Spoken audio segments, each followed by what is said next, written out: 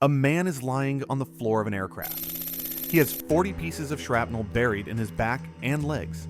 He can barely feel his right leg. The cargo bay around him is chaos. Wounded crew members slumped against the fuselage. Ammunition canisters scattered across the floor. The aircraft groaning with over 3,500 holes punched through its wings and body by a mortar round that hit just seconds ago. And then he sees it. Rolling across the floor toward the open cargo door, a lit magnesium flare, 3 feet long, armed, burning at 4,000 degrees Fahrenheit, surrounded by 24,000 rounds of live ammunition. He has a choice. He can try to crawl away from it, or he can do something that no rational person would do. He throws his body on top of it. Vietnam, 1964. The war is not going the way anyone expected. The Viet Cong have figured something out. Something simple, but brutally effective. They attack at night.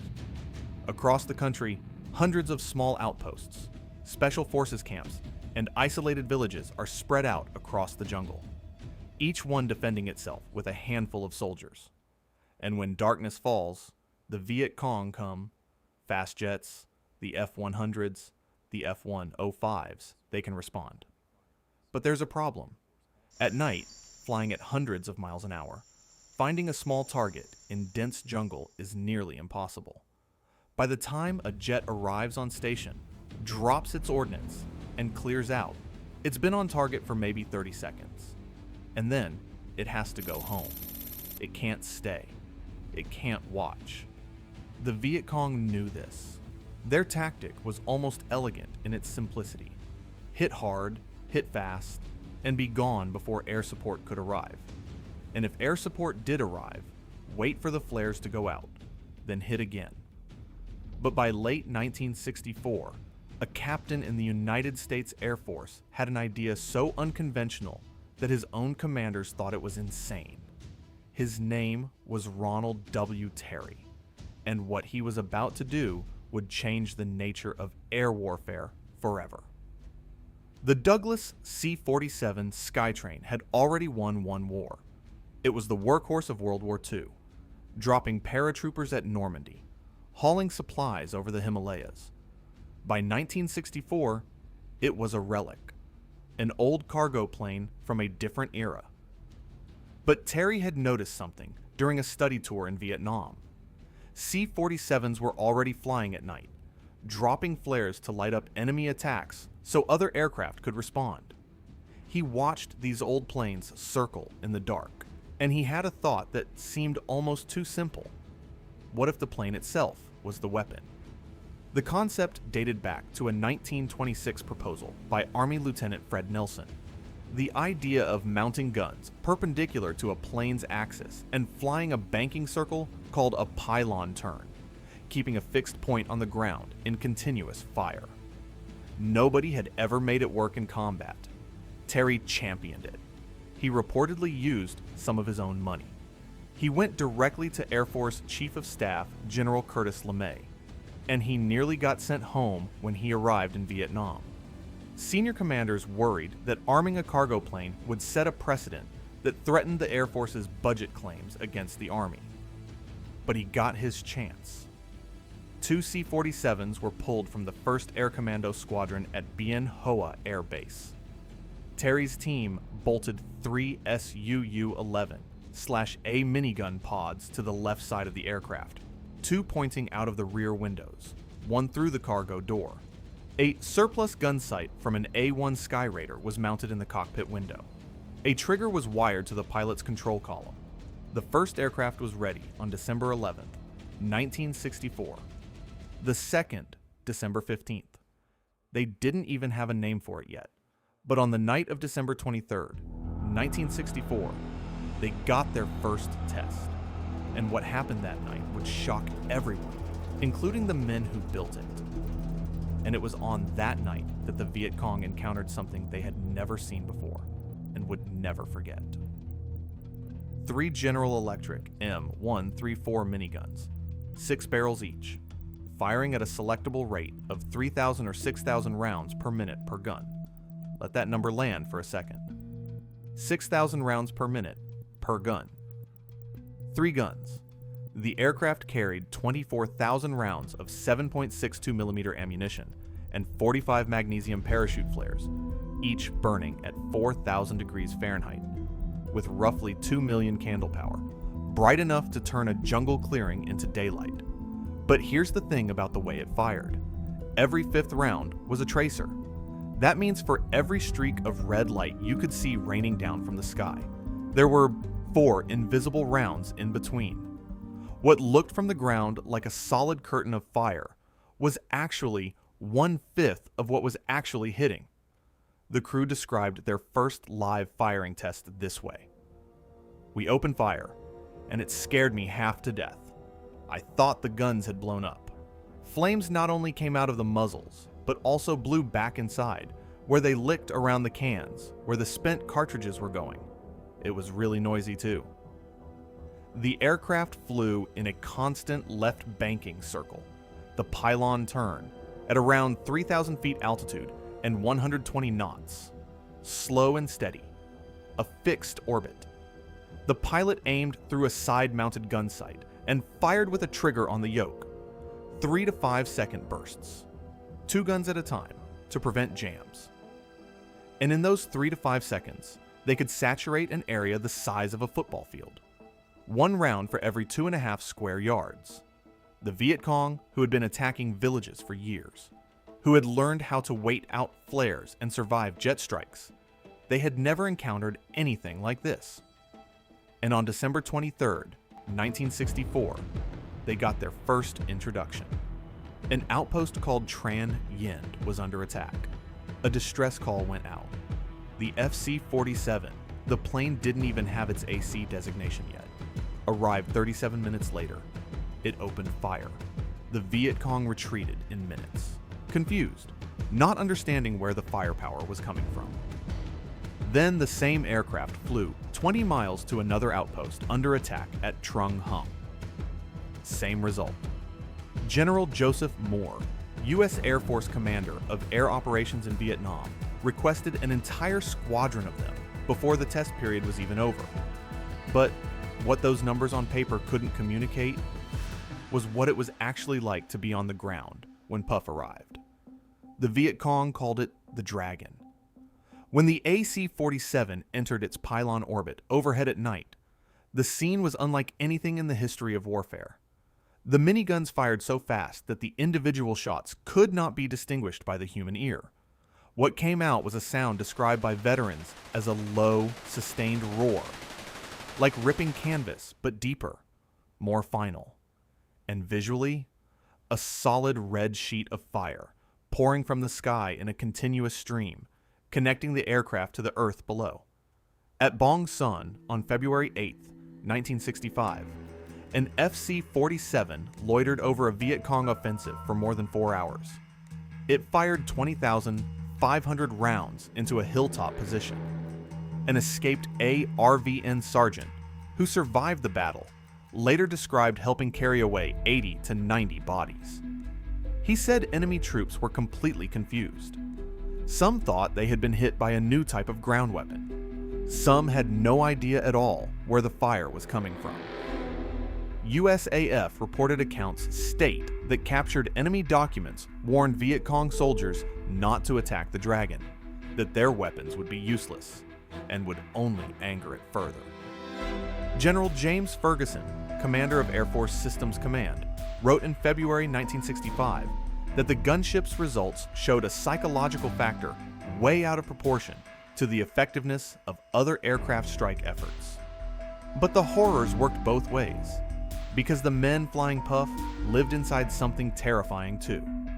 And no mission proved that more brutally than what happened on the night of February 24th, 1969. Levitow had 40 pieces of shrapnel in his body. He could barely move.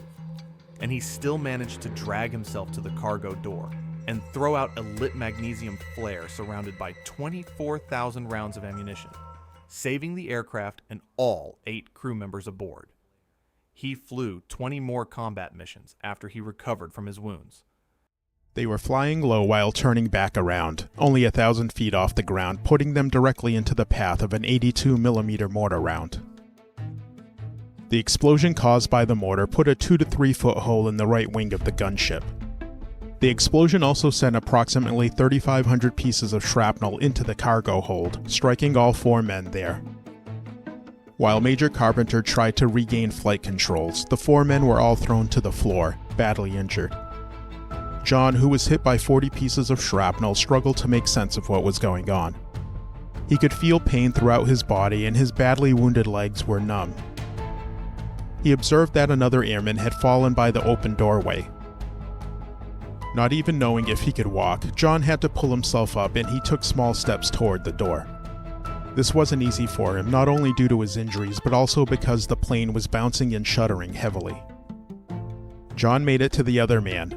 He knew that there was a real risk of both men falling out of the doorway, but John carried on. He grabbed a hold of him and pulled them backwards, away from the danger of the open door.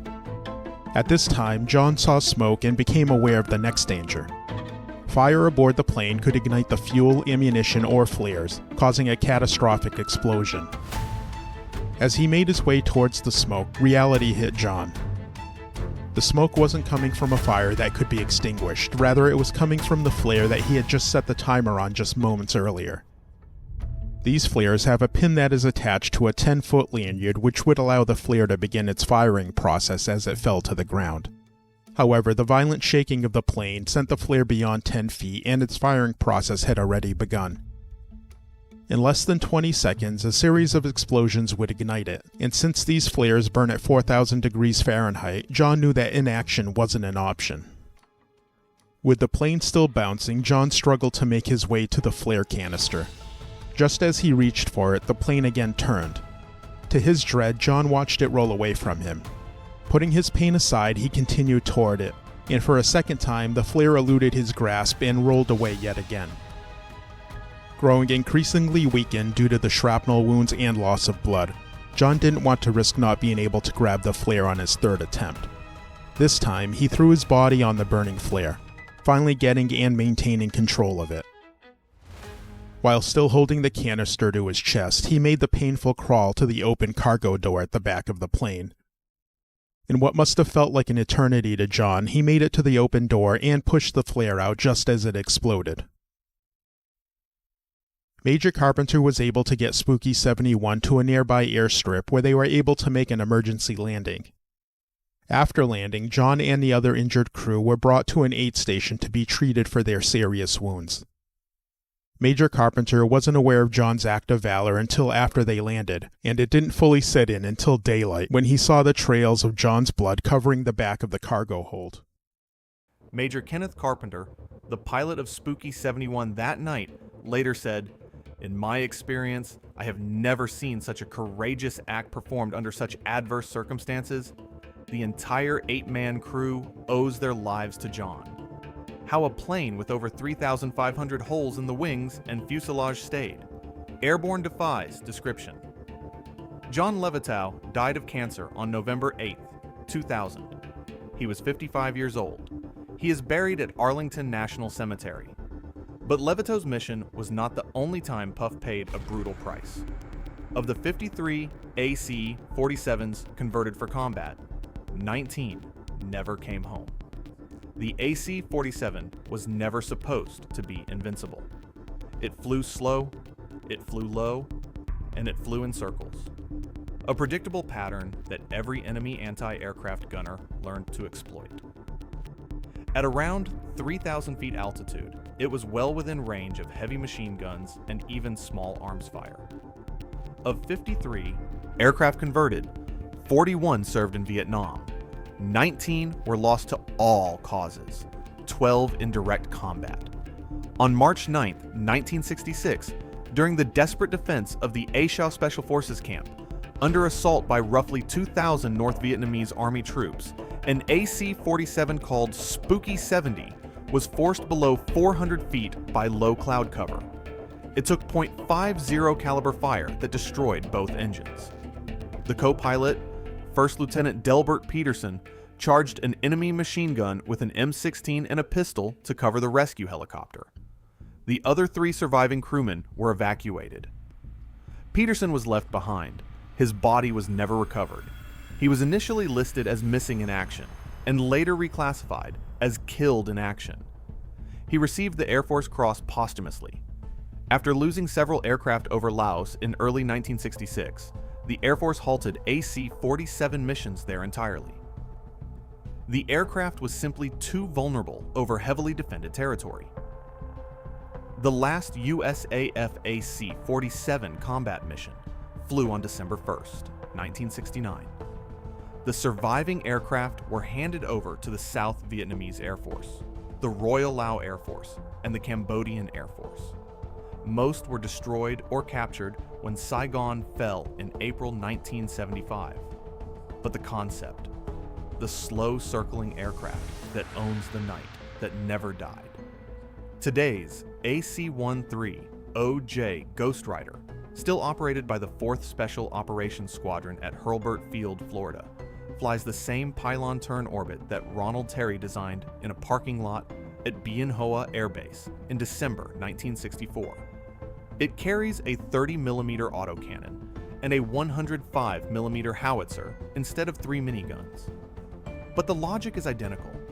The AC-47 started as a cargo plane from a different war. It became one of the most feared weapons in the history of Vietnam. Not for its speed or its sophistication, it had neither, but for what it could do that nothing else could. It could stay. It could circle, hour after hour, in the dark, over the men who needed it most. The men of the 4th Special Operations Squadron called themselves the Spookies, and the accounts say no outpost, no village, no firebase they defended was ever lost while they were overhead. That is the legacy of Puff the Magic Dragon. If you want to go deeper on the air war over Vietnam, the video on screen right now covers the next topic. Subscribe so you don't miss what we cover next.